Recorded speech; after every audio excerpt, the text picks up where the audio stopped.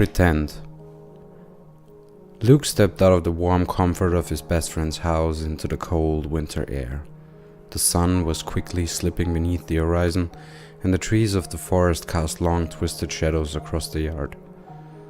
Luke said goodbye to his friend and thanked his mother for having him over. As their goodbyes drew to a close, the front door swung shut, and the silence fell over Luke. He stared out across the lawn into the twilight forest that awaited him.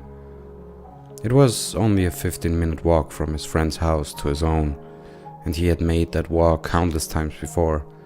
But as he watched the night descend upon the world, something sinister began to fill the shadows.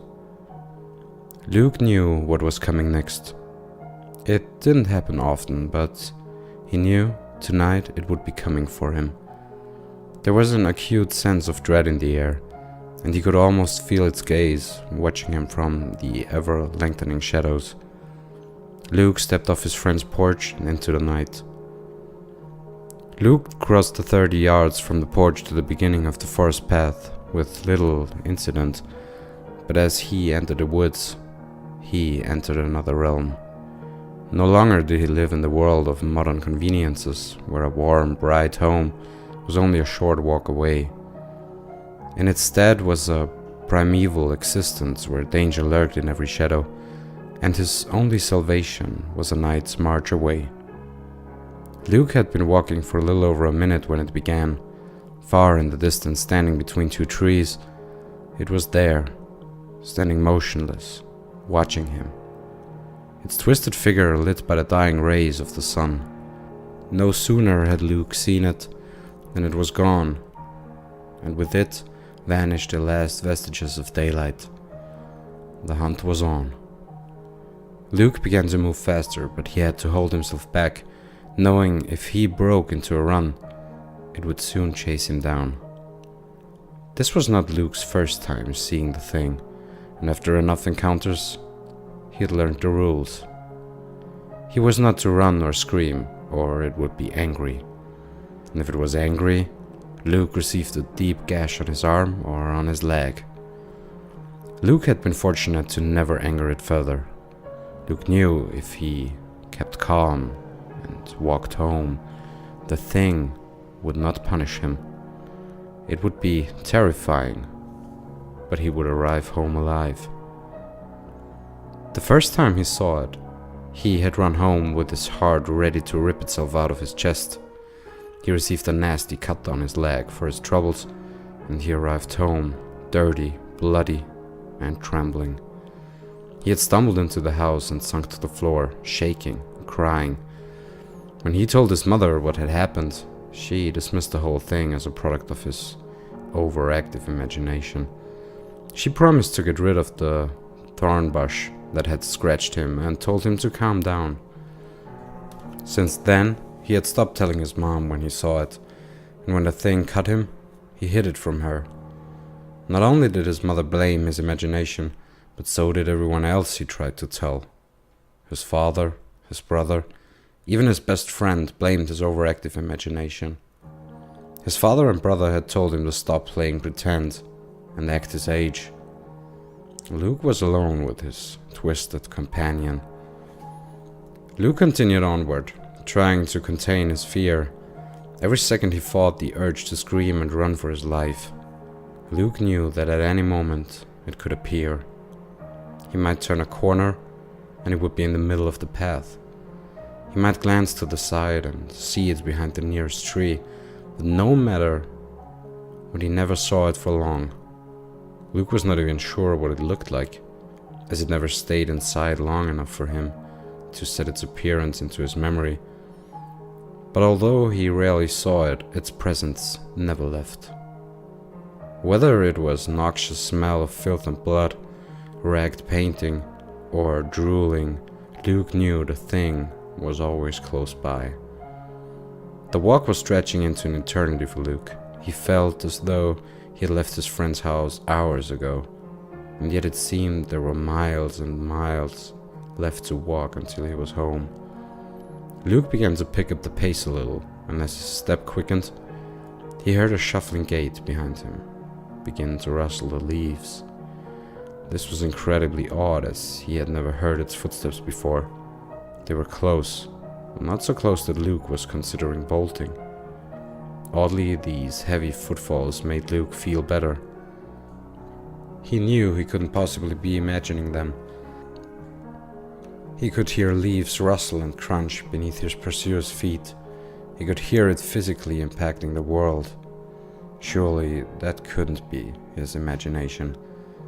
Time dragged on, and Luke could hear the footsteps growing closer and closer. His already strained heart began to beat even faster. After a while, Luke could hear the footsteps directly behind him. The thing was just waiting for Luke to turn around and look at it. But he would not succumb. He knew as soon as he stopped or looked behind him, the thing would devour him. Just as Luke was ready to give in and run for it, the footsteps stopped. Luke was so surprised he faltered, and as he slowed, he felt the thing's breath brush along his neck. As the acrid fumes swept around him, he almost fainted. But by some miracle he was able to keep his feet. Luke gathered his senses and kept on walking. Behind him, the thing let out a murderous shriek, as though it were angered. Luke had not succumbed to its taunt. Luke was more frightened than ever, but he refused to give in to the thing.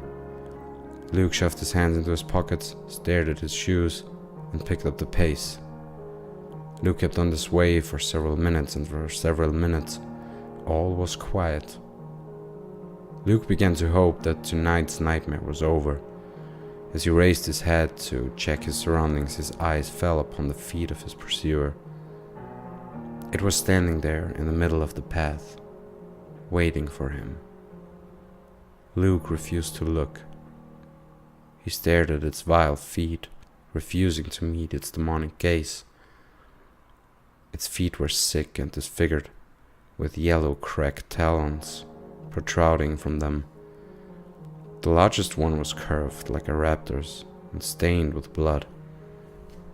The skin was a sickly pale yellow and covered in pockmark and warts. The arch of the foot was inhuman and twisted, almost like a coiled spring. Luke was almost sick, but again, he found a way to keep himself under control. Almost as soon as Luke had taken in the thing's thick feet, they were gone. Luke could take no more. He broke into a run. He knew the thing would be furious, but he no longer cared. He just wanted the terror to end. As he ran, he heard the thing stomping behind him. Its footfalls were thunderous, and it let out a bloody shriek. Luke could hear the fury in its cry, and it drove him to run even faster. Luke could tell he was close to home. If he could hold out for 30 more seconds, he could make it out of the woods. The thing's footfalls drew ever closer, and Luke was almost ready to give up. His legs were moving slower and slower by the second.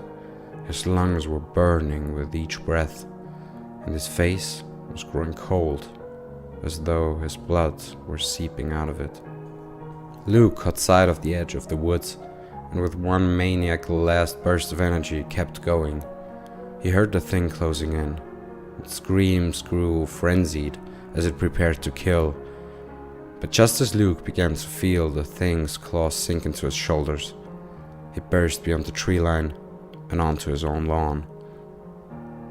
Luke stumbled to his porch, wheezing the whole way. He dragged himself onto the steps and collapsed, trembling, as adrenaline coursed through his exhausted body. Luke lay there in silence, trying to recover from his horrid experience, when from the woods, Luke heard a rabbit snuffling. He raised his head, dreading what he might see.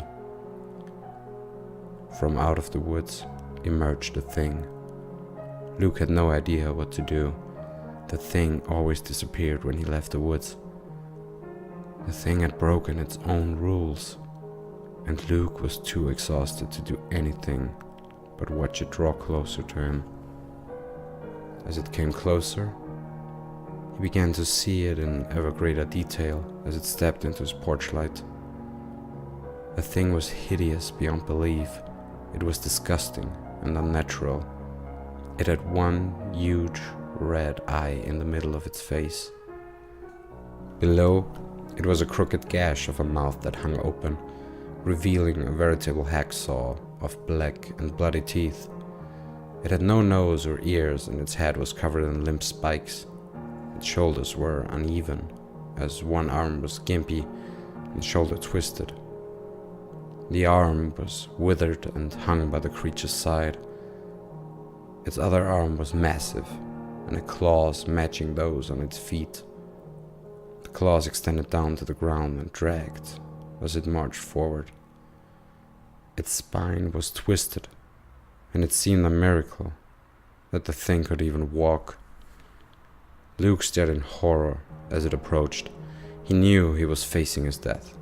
He was too physically and mentally exhausted to do anything but stare into the disfigured face of death. But extraordinarily, as the thing drew within 5 feet of him, it stopped. It stopped and stared at him. Luke did not know for how long they made eye contact, but after a while the thing simply turned, ran off into the woods, far faster than Luke ever thought its twisted frame could move. Luke lay there for some time until he could muster the energy to stumble into his home. When he returned, his mother's only remark was that he was late, and he should know better than to make her worry like that. Luke numbly stumbled into his room and collapsed. He did not sleep soundly that night, nor would he for many nights to come, but he thanked God he had survived. He didn't know what had made the thing turn back. Maybe it had some sort of twisted sense of honor that stopped it from killing a defenseless boy, or maybe it just wanted to preserve him for another night of sport. Luke didn't know, and Luke didn't care. He was just thankful to be alive. That same night, another young boy returned home late.